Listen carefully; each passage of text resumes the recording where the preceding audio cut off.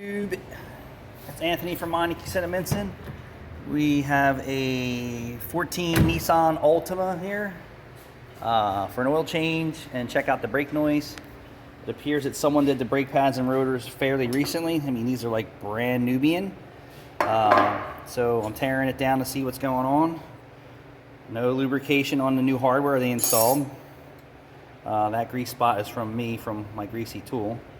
But no grease on the brake pad tabs, no grease on the hardware. So what happened is when they did the brake job, they put the hardware in, all right, and it snaps into the caliper bridge like that. And then if you look right here between the rotor and the bridge, they never tucked the hardware up and in. So what happened is, as they're driving, it was constantly scraping. I'll show you the polish mark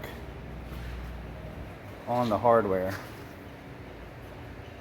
So you see the shiny part, all right, on that hardware.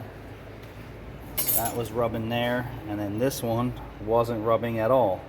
But again, so some of the amateur mistakes, no lubrication on the hardware. The slider pin seems to be okay. This one moves good, but you definitely want to grease the contacts where the brake pad slides in and out.